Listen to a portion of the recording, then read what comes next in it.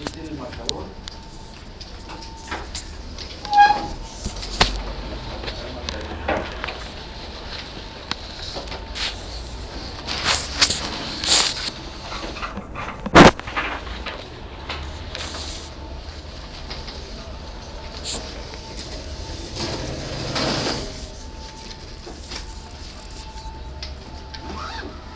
Bien, sabemos todos que la Constitución establece una integración, una organización del Estado mexicano de tripartita de poderes, tres poderes, poder ejecutivo, legislativo y judicial, al que le compete conocer del amparo conforme al artículo 1 de la ley y al artículo 103 de la Constitución. Dice: los tribunales judiciales de la Federación resolverán, y ya nos va con las hipótesis.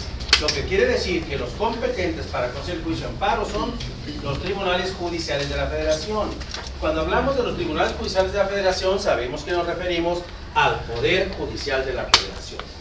Ese Poder Judicial de la Federación es el encargado de impartir justicia, de aplicar las leyes dentro de los procedimientos jurisdiccionales.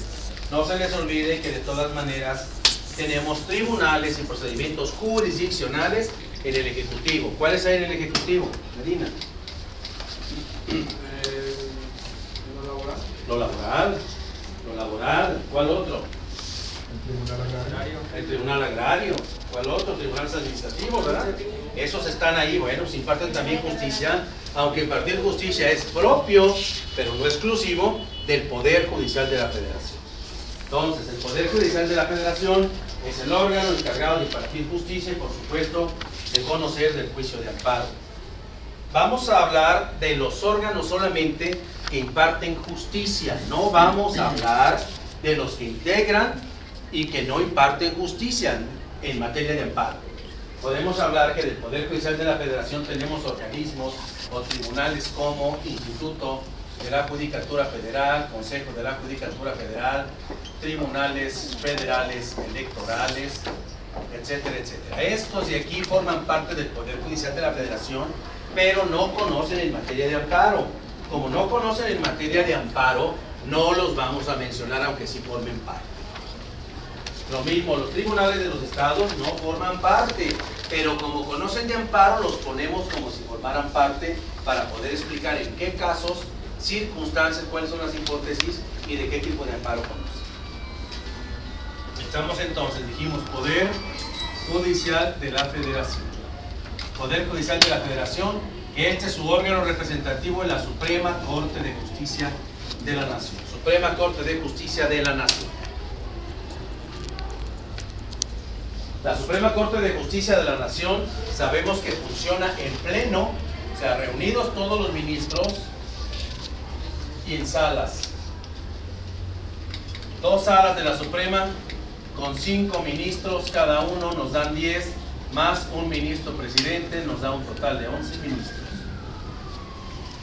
Que si funciona en pleno, tendría que ser el pleno entonces los 11 ministros junto con el ministro presidente. El ministro presidente no integra sala, no integra sala. Aquí hay 5, aquí hay un presidente de cada sala, pero el ministro presidente no integra ninguna de las 2 salas. Él solamente integra la presidencia del pleno. Solamente presidencia del pleno. Esto es a partir de 1995. Antes de 1995 había 4 salas, igual con 5 ministros cada una, con un presidente en cada sala y un ministro presidente que nos daba 21 ministros. 4 salas, primera, segunda, tercera y cuarta. Hoy solamente tenemos 2. ¿De qué materia conoce la primera sala, compañero?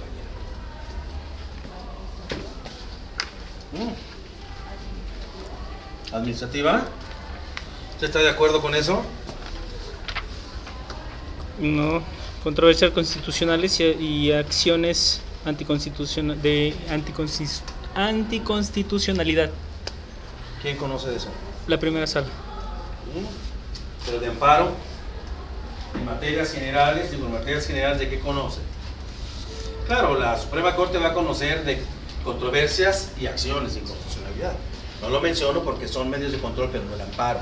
Pero eso los conoce la Suprema Corte. ¿De qué conoce la primera sala? Penal y civil. La primera sala, penal y civil.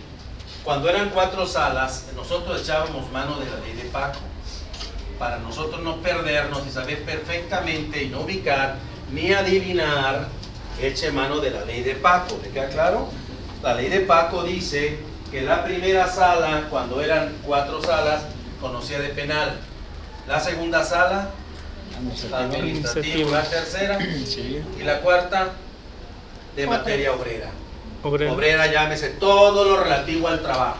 Materia obrera, todo lo que sea, los de sangre azul y los de sangre común. Entonces, Todos, confianza, no confianza, obreros, servidores públicos, todo lo que es relación a la materia obrera, relación obrero-patronal, sea quien sea el trabajador y el patrón, lo conoce la cuarta sala. Ahora que nomás hay 2 salas, no lo aplicaron pues 2 y 2, no, aplicaron, se quedaron con su materia. ¿Por qué? Porque la primera conocía de penal y la segunda de administrativo. Entonces dijeron, bueno, vamos conociendo cada quien una de las que ya tenemos. Y se quedaron estas, dice, bueno, porque si le quito a la segunda que era especialista en administrativo, pues va a comerse administrativo del Valle. Dijo, pues déjate tú la que era la principal aquí, y déjame bien la que es principal acá, y agarremos una de las 2 que sobran. Lo que hicieron entonces fue agarrar 1 y 3, y 2 y 4. Porque si no tendríamos que quitarle, para meterle la primera, traerse acá, y ya era especialista en esta materia. Entonces dijeron, quédese cada uno con la que tiene y repartamos las otras. ¿Cómo? 1 y 3, y 2 y 4.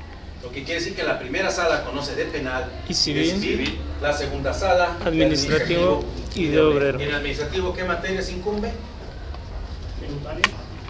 Fiscal, por supuesto. ¿Cuál otra? Agraria. La administrativa propiamente dicha y todas las demás relacionadas en este sentido. La civil, ¿qué materias comprende? Familiar, sucesorio, mercantil, civil, ¿verdad? Y la obrera, ya dijimos, obrera en todos los ámbitos que sean relaciones obrero-patronales.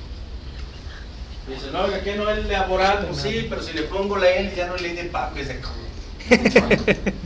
ley de Paco. Acá refiriéndonos a la obrera, son relaciones obrero-patronales, sean de la calidad que sea. ¿Estamos? Entonces es fácil de que ubiquen así, de que conocen cada uno, anoten su ley de Paco. Para la impartición de justicia, el poder, la república se reparte en circuitos. ¿Cómo se reparte para la impartición en el Estado? Bien. En partidos, ¿verdad? En partidos judiciales. La república nosotros la vamos a repartir en circuitos. Para impartir justicia sí vamos a tener primer circuito, segundo circuito, tercer circuito, y ahí nos vamos hacia el circuito número 22. ¿Cuántos estados tenemos? 32. No 22, 32. ¿Cuántos estados tenemos? 32 estados, así que tenemos prácticamente uno por estado. Anteriormente, antes de Góngora Pimentel, un circuito como el que era el de Jalisco, abarcaba, el tercer circuito abarcaba Jalisco, Colima, Michoacán, Nayarit y Aguascalientes. Entonces abarcaban esos circuitos. Por lo tanto ahora ya no, ya ahora solamente el tercer circuito corresponde a Jalisco. En agosto del 2011 se desvinculó a Colima, que era el último que quedaba en el tercer circuito. Ya es el circuito número 32 Colima, y Jalisco el tercero exclusivamente Jalisco. Esto lo decimos ¿por qué? Porque en forma descendente tenemos luego los tribunales colegiados de circuito. Colegiados sí, porque funcionan en forma colegiada los tribunales. Tres magistrados, estos son magistrados. Estos son ministros, 3 magistrados. De estos, un ministro es presidente y se rola esa función cada año. Si esa función se rola cada año, no resulta un privilegio, es porque cada año le toca a ese sujeto llevar a cabo toda la carga administrativa. Todo el encargado de personal es él, todo lo administrativo es él, la Secretaría de Acuerdos es él, por eso es muy pesado al que le toca la presidencia. Estos se rolan, estos aparecen a partir de 1951, justificados en el informe de labores del presidente de la Suprema Corte de Justicia de aquel entonces. ahí se justificó bajo el argumento de que no se podía exigir a que el resto de la República tuvieran que acudir hasta la Corte en Ciudad de México a presentar cualquier trámite o demandas de amparo. Pero bueno, vamos a crear lo que ellos dieron por llamar las minicortes. Por eso los magistrados del circuito se sienten semidioses, porque dijeron que pues eran minicortes. Entonces ellos se sienten ministros, no magistrados, se sienten ministros. Minicortes, dijo, vamos a llevar lo que la corte no puede llevar centralizado, nos lo va a dar a nosotros. Entonces se sienten también de los tribunales colegiados. ¿Cuántos tribunales colegiados circuito? Los que requiera el servicio y los que permita el presupuesto. Hay 271. Me dio la información un compañero del otro grupo, porque uno que me hace bullying muy seguido me preguntó ¿cuántos hay? No, pues cuántos hay por 24 pesos, hay que andarlos contando diario. Van a abrir otro más en materia administrativa a partir del día 1, pues hay que entrar diario a ver cuáles son de nueva creación para irle subiendo, pero me dio el dato de que eran 271. El consumo. Internet se vuelve uno muy culto. A mí me gustan los locutores de radio, a veces escucho a Jaime García Elías y a Senator Zambrano. Los dos son listos, pero Jaime es un hombre culto. Pero más culto se vuelve con la computadora por un lado. A la hora que le hacen alguna pregunta, pues le preguntan, ¿quién lo ve? Nadie lo ve. Y no, hombre, se sabe todas las respuestas. A veces le mandan una cartita difícil y ahí le anda picando. Se cae, aparte que es abogado, listo, porque utiliza su computadora por un lado. No, así es uno muy culto. Ese chat supo y me dijo 270, ¿qué le sigue? 271, creo que 85 unitarios. Pero eso, bueno, pues es irrelevante conforme al servicio, ven las cargas de trabajo y quedan en diferentes circuitos uno más. Pero sí, para que haya circuito, en un circuito debe haber colegiado, unitario y jueces de distrito. Tiene que haber los 3 órganos, si no, no podemos abrir circuito nuevo, hay que poner los tribunales colegiados dijimos entonces 3 magistrados, conforme a las necesidades del servicio y lo que nos permite el presupuesto. Luego tenemos aquí los tribunales unitarios de circuito. Tribunales unitarios de circuito. ¿Por qué unitarios de circuito? Porque esos tribunales unitarios funcionan con un solo magistrado. También es magistrado, pero funciona él solo. Los otros, que son 3, se tienen que pelear entre ellos. Tienen que mayoritearlo, hacer bullying también allí, claro que sí. El otro enojado hace su voto particular, se saca la misma, porque las resoluciones se emiten por mayoría, no tienen que ser por unanimidad. Emitida por mayoría, bueno, pues se queda uno colgado la brocha. Se tienen que pelear entre 3 peleándose que se sienten de esa calidad de intocables, se ponen buenas las discusiones. En el unitario no, este no pelea con nadie, por eso lo que este también diga es palabra divina, no pelea con nadie, no más. Jueces de distrito. El juez de distrito, ¿por qué cambia a juez de distrito y no juez de circuito?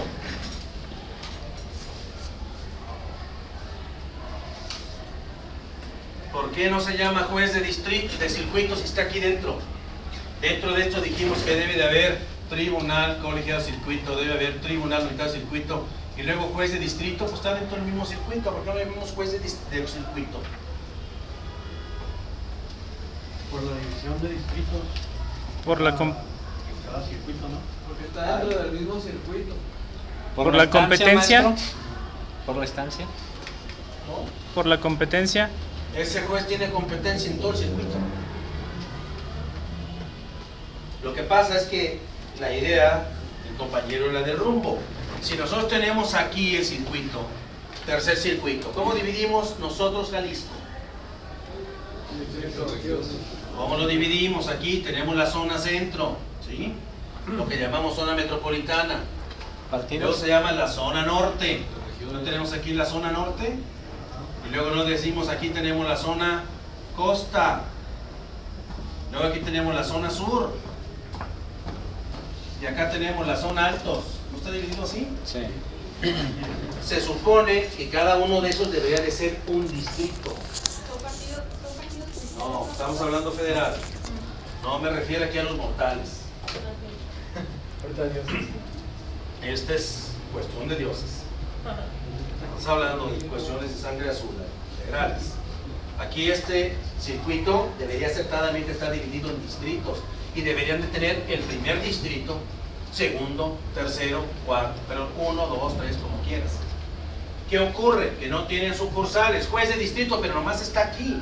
De manera de que si usted es abogado de Puerto Vallarta, Tomatlán o aquellas zonas que se quiere juntar con Autlán, tiene que trasladarse para presentar una demanda hasta aquí. Y hay lugares de dentro del estado que hacen más de 12 horas. Si los que están para la zona norte. La zona norte, si vamos a Bolaños allá en los Cuernos de Jalisco, esa parte, acuérdese, para 20 llegar a 20 años. Lo mismo Tomatlán, allá arriba en la costa. Aquí ya en la zona de los Altos no, pues no pasa de que la vinculación que tenemos con León hagamos 3 horas y media. Lo mismo casi a la entrada a San Luis Potosí.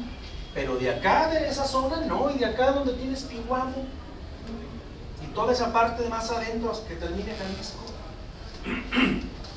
Entonces debería de haber dividido en distritos, lo que quiere decir que los estados muy abundantes deben de dividir en distritos y decir de qué distrito corresponde el juez.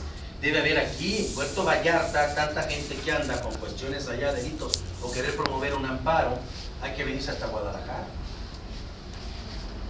Entonces por eso se llama juez de distrito, porque se supone que el circuito se debe dividir en distritos y ahí tener aquí en estas zonas deben de tener entonces. Aquí era importante que se tuviera, cuando menos en la zona de Puerto Vallarta, que es de las más alejadas, que sí se tuviera juez de distrito. Y ya hablaríamos cuando menos de 2 circuitos, un circuito zona costa y un circuito zona todo lo que sobra. Por eso juez de distrito y no juez de circuito. Y finalmente tribunal de los estados. Una pregunta, profe. Dígame. ¿El distrito conoce todas las materias? O Tribunales de los estados. ¿Por qué? Porque como también conocen de amparo, entonces estos decimos que pasan a formar parte. No forman parte teóricamente hablando, pero pasan a formar parte porque también conocen de amparo y vamos a ver por qué. La pregunta de su compañero, y vamos enseguida con eso, estos tribunales colegiados, así como la corte maneja, son salas mixtas, no son salas especializadas. Cuando hablamos de PACO eran salas especializadas, ¿estamos claros? Sí. Penal, penal. Ahorita son salas mixtas, penal y administrativo. Civil y obrero. Penal y civil, perdón. Y administrativo y obrero. ¿Estamos? Son salas mixtas. Lo mismo ocurre con tribunales colegiados. Hay tribunales colegiados que son especializados, tribunales colegiados mixtos. Los tribunales unitarios, hay tribunales unitarios, regularmente todos los tribunales unitarios son mixtos. Y el juez de distrito, hay tribunales, jueces de distrito mixtos y jueces de distrito especializados. Bueno, eso ya me pasé por aquí. Se fue mejor. A ver si quién no aguanta.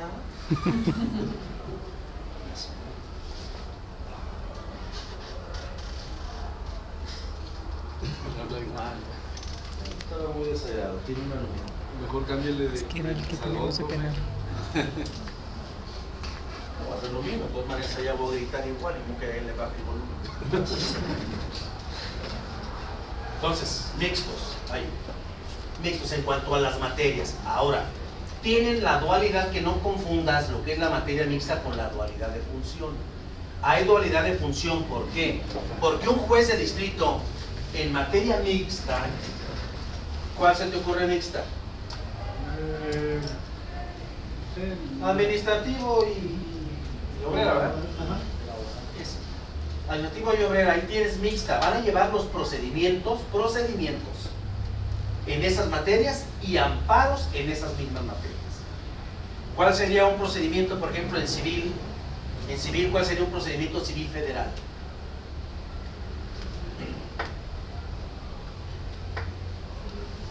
¿El mercantil? El mercantil es mercantil, pero ahí está optativo. Te puedes ir allá o te puedes ir acá, ¿verdad? Pero sí, el mercantil lleva procedimientos mercantiles como cuáles. ¿Por qué pagaré que tengan un recurso? ¿Por qué pagaría? Pero para que fuera eminentemente federal. ¿Es circulación? ¿Eh? El monto del negocio. Un civil, ¿cuál es eminentemente civil federal? ¿Cuál es un penal eminentemente federal y no estatal? ¿Cuál? Arma. ¿Cuál? Arma. Armas. Es una cuestión de armas, es un delito federal, va a llevar los procedimientos de armas, procedimientos penales por armas, de droga, procedimientos penales de droga, pues, del calibre que se maneja allá y no de narcomenudeo, de drogas, delincuencia organizada, son delitos federales, va a llevar los delitos de delincuencia organizada y la dualidad de función va a ser amparos en materia penal, también los va a resolver. La mitad del juzgado va a llevar los procedimientos, la otra mitad lleva los amparos. En materia civil, un pleito que haya de cualquiera, usted con Pemex, usted con CONASUPO, usted con Comisión Federal de Electricidad, si se va a pelear con un ente de carácter federal, le va a dar la competencia federal. Entonces va a llevar el procedimiento federal. Tengo un procedimiento donde por un terreno que yo tengo de serranía, me pasaron un ducto de Pemex, me pasaron unas torres, ahí pusieron en mi terreno De unas alta torres, tensión. van a abrirme una presa ordenada por la federación y me van a comer parte, tienen que pagarme esa parte. Ese es un procedimiento federal, porque yo me voy a pelear con un órgano de la federación, un órgano federal, es un procedimiento federal. Pero también voy a llevar los amparos en materia de la que está conociendo, en materia civil. Yo tengo un amparo civil, ¿a dónde se lo llevo? Pues al juez de distrito en materia civil. ¿Por qué? Porque ese juez lleva los procesos civiles y lleva los amparos en dualidad de función, aparte de que es mixto. ¿Vamos? Llevan todo, ¿no? Digo, llevan tanto el procedimiento como el amparo. Pero no del Pero mismo, no sé. pero no donde él sea el responsable como autoridad. Ah, No, ok. pues imagínate. Por eso dice, Van a para ser conocer juez y de actos de parte. un juez de distrito es competente otro juez de distrito. El mismo no, porque el mismo Sería es juez y autoridad parte. responsable. ¿De quién me vengo a quejar? No, es otro juez de distrito. Su compañero de Y el juez de distrito es el mixto, conoce dos materias y en ambas. en ambas también en materias de amparo. ¿Vamos? Ya se han ido especializando. Jalisco, primer circuito, segundo circuito, tercer circuito y el circuito de 28, que es el de Nayarit. Esos circuitos ya tienen especializados solamente en materia penal. Regularmente en los que tienen ceferesos, reclusorios especializados en materia penal de alta seguridad, regularmente en eso los están haciendo a los jueces penales especializados en materia penal y están haciendo especializados en materia de amparo. Le quitaron la dualidad de función y se lo trajeron a un juzgado específico. Aquí en Puente Grande teníamos 9 juzgados de distrito. Era juez de distrito en materia penal. Hoy no. Hoy se llama juez de distrito de procesos penales federales. Quiere decir que nada más lleva procesos penales federales. No tiene dualidad. No, la dualidad se la quitaron. Esa dualidad crearon aquí en Ciudad Judicial, en los edificios chaparritos de enfrente, quedaron los jueces de distrito de amparo en materia penal. Se trajeron la mitad de allá y la pusieron acá. Ya que pusieron los 3 que habían quitado, se trajeron 7, 8 y 9. Ya que pusieron los 3, luego dijeron, no, pues sigue habiendo mucha chamba, volvieron a abrir allá el 7, el 8, el 9 y crearon otros 2 más aquí de amparo en materia penal. Así que si van a promover un amparo en materia penal, ya no vayan a Puente Grande porque no les reciben. Hay que ir a llevar el amparo a Ciudad Judicial, a los juzgados de distrito en materia de amparo penal. Solo por lo que ve el delito federal. ¿No? ¿No? Tú puedes acudir en cualquier relación de estatal. No se lo vas a llevar si decimos que son competentes para el amparo. A ti te para el polímetro, ¿a quién le vas a llevar el amparo? Al juez de distrito. La diferencia es que antes ibas a la penal porque el penal llevaba la dualidad de función. Hoy ya no. ¿A dónde vas a ir? A Ciudad Judicial a llevar tu amparo. Si es problema civil, perdiste aquí en el civil del fuero común. Hay una resolución definitiva, no pone fin al juicio, es amparo indirecto, te vas a presentar tu amparo. Es amparo directo porque pone fin al juicio, vas y llevas tu amparo al colegiado. Pero ahí, Ciudad Judicial. Ahí está los juzgados. Nomás lo único que te ponían a los penales, no nos podemos traer ni modo que nos traigamos a la cárcel. Aunque no sé qué ingrata razón tenía, no entiendo, porque cuando fuimos inicialmente que estaban construyendo, nosotros estábamos ubicados en el edificio Cuauhtémoc y nos invitaron a que fuéramos a ver a la ciudad judicial los avances. Ya llevaba un 80%. Y a la hora que revisamos el área donde están esos juzgados de distrito en materia, yo creo que ahí los pusieron, los de amparo. En amparo tienen rejas de práctica. Y todos nos preguntamos, ¿las rejas de práctica para qué? Y hasta ahorita seguimos preguntando, aunque sea amparo en materia penal, ¿las rejas de práctica para qué? Luego dijeron que iban a ser juez de ejecución y volví yo a preguntar, ¿y las rejas de práctica para qué? Como si vas a la penal, a la reja de práctica y detrás de allá está el reo y de este lado tú. Así tienen ese edificio. Y dices, ¿las rejas de práctica para qué? Y tenía también sección de defensores. ¿Los defensores para qué ahí? ¿Cómo los trasladan? No querían hacer, lo querían. No, te resulta, imagínate, ahí también le hace eso a fulano. Al Chapo. Todavía preguntamos para qué, yo no entiendo para qué y me han dicho para qué. Digo, porque en el de León sí los trasladan a los juzgados. Aquí también, pero los juzgados están pegados al reclusorio. Allá no están pegados. ¿Y los llevan? Pues sí, pero allá tienen bronca caguatero. Sí, compañero, allá entiende el puesto que está llorando de Ceferezo. Aquí trasládese a uno de Ceferezo. Cuando va a haber uno de los gallones que tuvieron, ¿se acuerdan del Z40? Ese está ahí. Cuando va, no puede salir a rejas de práctica. Ese no puede salir a rejas de práctica. Así que si tiene la maldita suerte de que está uno ahí, cuando lo van a notificar, nadie puede salir del diamante. Los encierran el diamante a los demás, esperan a que notifiquen y se ocupen a qué, para volverlo a llevar a su celda. Unicelular y aislado. ¿Usted cree que a ese lo van a trasladar? Tráeme al Z40. La ideología de nuestros. No sabemos todavía para qué. Yo quiero pensar que se equivocaron. Qué raro. Ya la costumbre. Sobre espacio. Los cuidados de institución a ver. Era la ambientación. A lo mejor sí. Bueno, estamos claros de cómo se está esto. Igual, el tribunal unitario dijimos mixto. Los mixtos, sí, pues llevan materia civil y llevan materia penal. Civiles y amparos penales. ¿Hasta aquí una pregunta? Los unitarios nada más esos dos. O sea, las otras dos áreas obrero y. Hay otros que son esas materias. Ah, ok. Dice que son mixtos casi todos. Hay excepciones, ¿verdad? Te voy a decir por qué en materia obrera no hay regularmente administrativo ahí. Porque el amparo que regularmente promueves en materia obrera es amparo directo. Es amparo directo. Porque la segunda instancia de las juntas, ¿quién es? Nadie, no hay nada. No hay, ni modo que se lo digan al secretario del trabajo, no tiene. No tiene. Posiblemente. No tienen.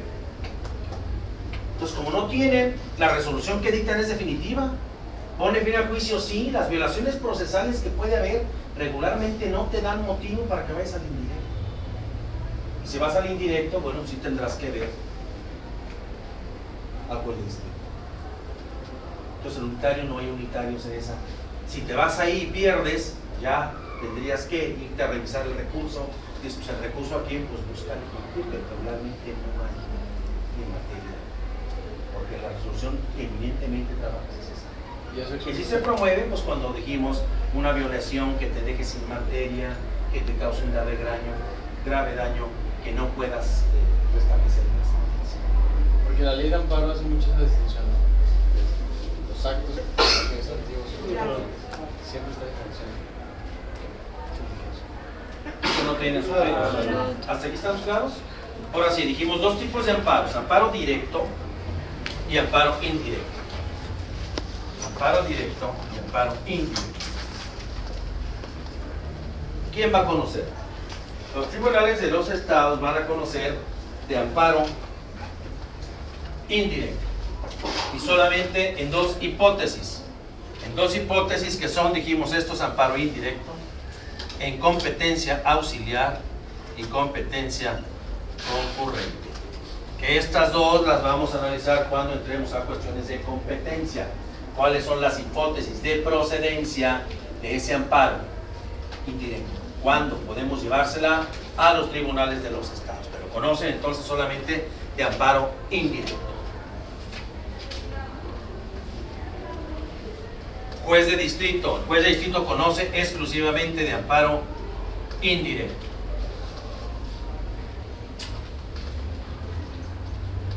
Tribunal unitario de circuito conoce exclusivamente de amparo indirecto.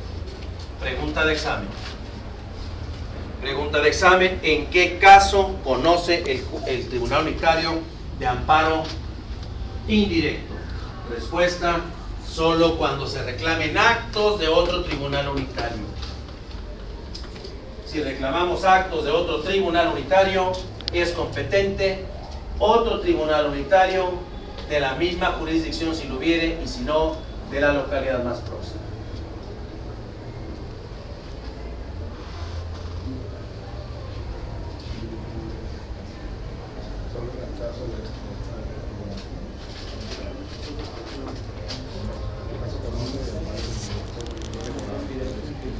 Pregunta de examen: ¿en qué caso conoce? Cuando se reclamen actos de otro tribunal unitario.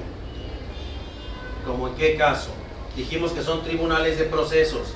Llevamos un proceso por arma, le dictan formal prisión. Aquí es evidente hablar de la materia penal. No que usted pone muchos ejemplos en materia penal. Es que esto lo hicieron para la materia penal. En la materia civil casi no hay procedimientos que podamos ir a amparo indirecto. Son muy escasos. Claro, ¿cuándo vamos a hacerlo?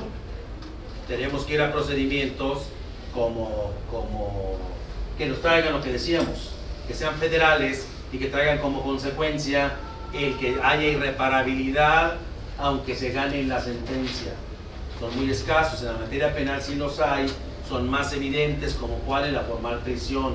Me dictas formal prisión, me voy a quedar formalmente preso por un año, aunque me dicte sentencia absolutoria. ¿Quién me quita la formal prisión? Si estuve libre, ir a firmar, dejar garantía. Sí, pero te absolví. ¿Y el año de trajineo quién me lo quita? Es un acto de carácter irreparable que le causa daño. ¿Lo podemos combatir? Sí. Para combatir la formal prisión podemos ir a la apelación. ¿Quién es la apelación de un juez de distrito? La segunda instancia de los procesos del juez de distrito es el tribunal unitario. Esta es la segunda instancia. Quiere decir que si apelo, ¿quién va a conocer de la apelación? El tribunal unitario. El tribunal unitario confirma la formal prisión. Es una resolución definitiva. Voy a agarrar el borrador, ¿Es definitiva? ¿Es definitiva? No. ¿No? El ¿Cómo que amparo no? sí. ¿Qué le queda de recurso? ¿Es definitiva o no? El amparo ¿No? sí. ¿Qué recurso sigue encima de esa? Recurso, no se le ocurra decir que amparo. Te lo quebro. Revisión, ¿no? Sobre la apelación, caramba, en la materia penal sigue revisión después de apelación. Pues ¿dónde andan? ¿En cuál una? Si ya vieron materia penal. Estamos hablando de materia penal. Se dicta la formal prisión. El recurso que admite es apelación. ¿Qué más admite después de eso? La revocación, recurso sobre recurso. Se más que lo aviento a que se bañe. Bonita bembada, esa es la peor que he oído. ¿Qué más sigue? Nada, ya no hay recurso. Ya no, es resolución definitiva, sí, es definitiva. ¿Por qué? Porque no hay otro medio ordinario de defensa. ¿Puso fin al juicio? Ya lo habíamos explicado esto. ¿Puso fin al juicio o no? No. No, claro que no. La formal prisión vamos comenzando la litis. No pone fin. ¿Con qué amparo lo combato? Con indirecto. Con indirecto. Resolución definitiva que no pone con amparo indirecto. Dijimos que el directo una sola hipótesis. Resolución definitiva sí, que ponga fin al juicio, que el juicio se acabe. Es la única hipótesis para el directo. Todo lo que sobre es indirecto. Es indirecto. ¿Estamos claros? El que confirmó la segunda instancia fue el unitario. Esa es la hipótesis para ir al amparo indirecto, con competencia de otro tribunal unitario que tiene la misma jerarquía. Igual es este que este, como reclamo una resolución de un tribunal unitario, debo llevarle el amparo a un tribunal unitario, no al juez de distrito. ¿Estamos claros?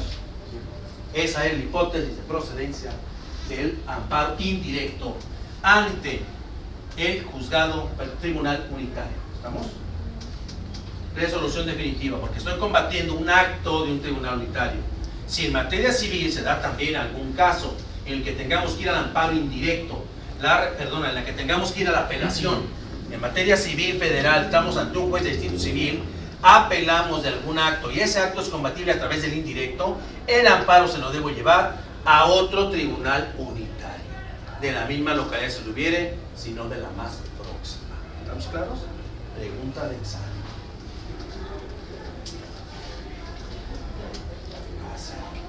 Entonces se le llama amparo de procedencia. Pues eso es de cuarto semestre. Juan, ninguno puede usted remover una revocación después de una apelación. No, ese nomás apelarse no es revocable. Ese no es revocable porque la revocación la resuelve la misma autoridad que la aceptó. Y la apelación es evidentemente respetable. ¿Estamos? Ahorita ya deben de traer, pero aquí las cuestiones de materia penal, materia procesal, materia civil, todas ya deben de estar, eso ya lo vieron, por eso estamos en séptimo semestre. ¿Estamos claros cuál es la hipótesis? ¿Sí? Bueno, tribunal colegiado. Tribunal colegiado, ¿va a conocer de qué? El colegiado va a conocer de amparo directo y del indirecto en revisión. Dijimos que estos de aquí admiten revisión, por lo tanto la revisión la va a conocer el tribunal colegiado. Va a conocer de los directos y de los indirectos. Cuando se interponga la revisión la conoce el tribunal colegiado.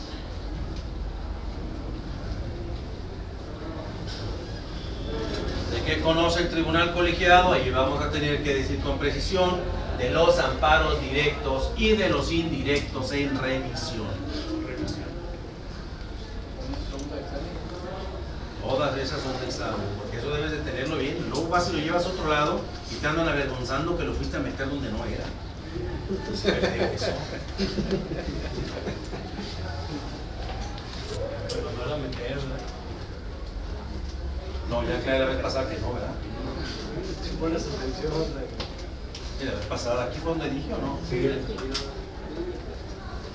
Es que el otro grupo, tengo el otro grupo y también, como hablo fuerte y me acerco con las muchachas y dije, oiga, está una que no me pega los ojos con cara de asustada.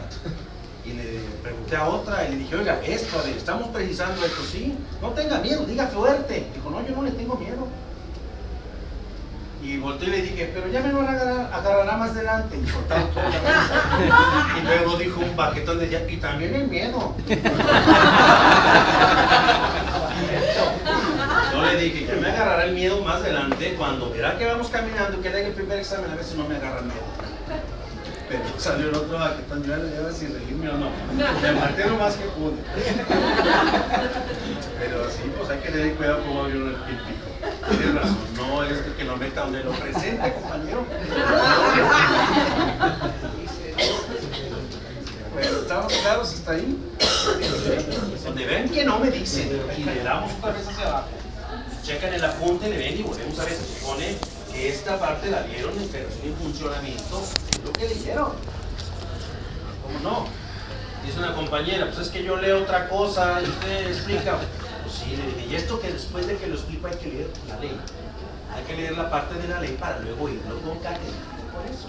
Claro que no van a encontrarse en un libro de texto los detalles que encontramos porque dice ella, no, pues yo leí como 30 hojas de Burgoa, no compañera, yo leí 300 y como 25 libros para poder explicar esto. Entonces, que estarle poniendo de una y otra, conjuntando, ¿vale? Tribunales colegiados, eso. La Suprema Corte de Justicia, ¿de qué va a conocer? La Suprema Corte de Justicia va a conocer de amparo directo y del amparo indirecto en revisión solamente cuando ejerza la facultad de atracción. Cuando ejerza facultad de atracción. ¿Qué es la facultad de atracción? Eso que su nombre dice, la facultad que tiene de traérselos. ¿Por qué se los va a traer? Decían que eran aquellos que tenían trascendental importancia, que por su trascendental importancia debería resolver la Corte. ¿Cómo llegan allá? El mismo órgano que está conociendo el tribunal colegiado le puede decir: oye, Corte, ¿quieres llevarte esto porque considero que es de trascendental? Y la Corte lo resuelve. Puede ser a petición del Procurador también General de la República, o puede ser de manera oficiosa que la Corte diga: mándeme ese asunto. La Corte determina. Trascendental importancia, la Corte ha dicho, porque antes no lo señalaba, dice que trascendental importancia es en aquellos casos en los que la Corte de importancia no se ha pronunciado sobre el tema. Y el otro, que tenga trascendencia, importante y trascendencia. ¿Trascendencia cuál? Que tenga repercusión social. ¿Cuándo tendría importancia? Porque no se ha pronunciado sobre el tema. ¿Qué tema son los últimos que ha resuelto la Corte? Porque se consideran de de importancia. Sería como el casero, ¿no? De la francesa. No. El caso del ex rector de la universidad, cuando lo destituyen, la Corte atrajo ese caso, ¿verdad? Rosendo Radilla. Ese no lo resolvió la Corte, ese lo resolvió la Corte. ¿Sobre qué temas? Temas, yo no dije sujetos piojosos. Temas. Tan como la Lidia Cacho también, les dije que la Lidia Cacho también dijo que quería que se llevaran como porque la Corte hacía antes de la reforma, la Corte hacía la investigación oficiosa de violación grave a las garantías. La matanza de Acteal la trajo la Corte, porque tenía que investigar oficiosa. Ahorita dijo la Corte: ¿yo por qué ando investigando oficiosamente violación si tengo a los del limbo, a los de derechos humanos? Dijo que lo hagan ellos. Entonces se lo derivaron a ellos con esas situaciones de violación grave que sí tienen vinculatorias, sí tienen acción vinculatoria, pero se lo dejaron a ellos. La Corte dijo: no. La Corte lo que hizo fue deslindarse, chamba, interpreten ustedes. Si yo ya dije cómo, usted interprete. Si su reglamentación se aparta de la Constitución, prefiera la Constitución. Ya le dije, si el tratado se aparta de su reglamentación, prefiera el tratado que su reglamentación. La Corte dijo: yo no tengo que hacer todo, me vas a mandar nada más lo que sea importante. ¿Sobre qué tema no he hablado? ¿Cuáles son los temas que ha resuelto que no ha hablado? Que no había hablado. ¿Cuáles? Acuérdense de los últimos. Empezó con lo del aborto. La ley del aborto del DF, no hubo ahí una cuestión. De viudez de los del mismo sexo. Primero el matrimonio, entró con el matrimonio del mismo sexo, resolvió y dijo: sí, yo ya pronuncié sobre el tema, que es legal, que lo hicieron perfecto. Esa otra es de las importantes. ¿Por qué? Porque no había hablado sobre el tema. Llega y le dice: oiga, vengo a registrar a mi pareja. ¿Así cómo se llama su pareja? Juan. Oiga, no, es que aquí no puede ser Juan, tiene que ser Juana. No, se llama Juan. Mire, el acto de matrimonio que estamos casados. Eso provocó que fueran y la Corte lo resolviera. Y que la Corte dijo: modifica, es que no entra en el sistema, no le puedo cambiar. El sistema no me lo da, decía el IMSS. Entonces la Corte le dijo: ábrese el sistema y corrígese el sistema. Si él tiene una relación de convivencia, si tiene una relación de matrimonio, aunque sea del mismo sexo, Juan y Pedro son consortes y hay beneficio de seguridad social. Lo resolvió la Corte. Ese era importante, no lo había resuelto. ¿Qué más resolvió? La aborción. ¿Entre los mismos sexos? ¿Ya lo resolvió? Ya, para entrar en el 2009. ¿Cuál otro ha resuelto? ¿Cuál otro ha resuelto? ¿Idea? Temas electorales, ¿no? Maestro, acaba de la resolver consulta. que era obligatorio que los diputados, que los legisladores supieran leer. Acaba de resolver eso. En sesión de lavadero. ¿Se acuerda que en sesión de lavadero también el año pasado resolvió que era peyorativo y discriminatorio que les llamaran maricones y puñales? Dijo que no había que llamarles maricones y puñales. Y dijo: ¿y en qué consiste? Para ver cómo le llamamos. Pues depende del dinero que tengan. Es que se peleaban dos de la comunicación de las empresas, periódicos y eso. y se peleaban, y los de frente decían maricones y puñales, los se quejaron, dijeron, sí, sí es discriminatorio, que llaman los maricones y puñales. Lo dijo la Corte de Sesión de Lavadero, igual que dijo que deben de saber leer y escribir. Pásese. ¿Cuál otra cosa resuelto? El arraigo. El arraigo fue el último, ¿verdad? El arraigo fue el último. ¿Qué dijo? ¿Por qué estás decretando arraigos Estado? Si él nada más es delincuencia organizada y ahora hasta el secuestro se castiga federal, ¿por qué en esos delitos que procede el arraigo, usted Estado está realizando arraigos? Si es nada más delito federal, tiene que ser nomás los tribunales federales. Ese es el último. Esos son temas no piojosos. Cuando la Lidia Cacho dijo también que el joven precioso y el otro, ¿cómo se llama el otro? Marín. ¿Zucarcuri? Es Zucarcuri, que eran los que cruzaba de pederastas. También dijo ella que quería que la violación que había ocurrido, porque la detuvieron, la cachetearon, que quería que la corte fuera, porque traía lo de la red. La corte le dijo, no. Cachetadas, guajoloteras y mentadas de madre a la gente se las dan todos los días. ¿Por qué no me lo traes? La dejaba Lidia Cacho en los tribunales de abajo, no se lo llevó a la corte. ¿Qué pasó con la resolución de Caro Quintero? A Caro Quintero, la magistrada del primer tribunal colegiado, le dijo, corte, yo considero que este asunto es relevante, no importante, pero sí trascendente, tiene cierta repercusión social. La corte le preguntó, un vulgar delincuente como todo, resuelvan usted. A la hora que lo resuelve y lo deja en libertad, se viene entonces el conflicto diplomático.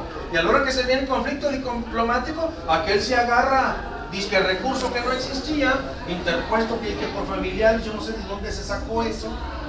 Y después de que lo hacen, ahora sí viene Don Héctor y dice, oye, pues yo estoy en las mismas circunstancias, también voy al amparo. La corte dice, pues espérate, calmado que sí. ¿Por fin qué? ¿Son delincuentes piojosos o de veras tenían trascendencia social? El otro sí se lo llevó, pero no quiso dejar. Entonces, importante trascendencia, hay que ver hasta dónde tengamos que ver. En trascendencia social es que tenga repercusión, como en el asunto de Rafael. ¿Ahí está claro de qué se lleva? ¿Qué más? ¿Qué significa la F y la R? Facultad. Es Facultad de atracción. Facultad de atracción es una... Compañera, pues si le obligaron a los diputados a que sepan leer, cuando menos en séptimo semestre, ¿qué va a decir? Que los maestros aprendan a escribir. Yo no sé por qué razón somos no sé cuántos defensores tenemos a nivel republicano. Yo no conozco más de una defensora, que es mi compañera, que sabe escribir. Nada más una. Yo una vez le regresé a un defensor un acta de visita que mandé que hiciera en un estado de la República, en otro centro de reclusión, porque ahí estaba medio detenido. Se la regresé porque le dije, no le entiendo absolutamente nada. Ni siquiera si es el nombre del republicano.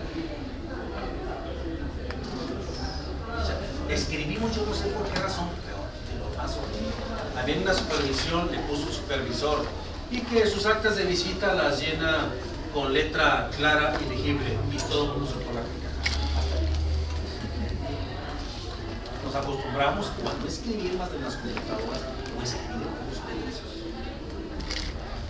Pero no vas a escribir. Nomás así me dijeron otro día, oye, es que usted que... A ver, cuando me contrató a mí de defensor me dijo que supiera derecho y defender. ¿Cuándo me dijo que tengo que saber escribir? Ahora, habrá que ver desde qué punto de vista lo vea. O yo no sé escribir o usted no sabe. No discutamos. ¿Para qué va a pedir ahorita que voten? Ya sé que van a votar. Y todo incide en las calificaciones. ¿Qué más conoce la Corte? La Corte va a conocer, ¿se acuerdan que aquí tenemos aparte, con la Suprema Corte, ¿se acuerdan que aquí tenemos los otros tipos de amparos? El amparo contra leyes. Maestro, tenemos que salir a la siguiente clase. El amparo contra leyes que está aquí y el amparo soberanía. El amparo soberanía, estos dos dijimos que son amparos indirectos, ¿estamos claros? La revisión de estos indirectos los conoce la Suprema Corte. ¿Estamos? Ya nomás nos queda pendiente que veamos cuando el amparo directo, este de aquí, hay una sola hipótesis que admite revisión. La explicamos en la siguiente plática. Esto de aquí quede bien claro, estos son amparos indirectos. La revisión del indirecto lo resuelve la Corte. Entonces, cuando digamos que es competente la Corte, van a tener que decirme directo e indirecto en revisión y facultad de atracción, la revisión que hay en el amparo contra leyes y soberanía y el único caso de la revisión que hay en el amparo de impuestos de la gente. Les explico esa hipótesis porque es interesante varios aquí. ¿Cuál es el tema para la siguiente semana? La siguiente semana vamos a ver partes.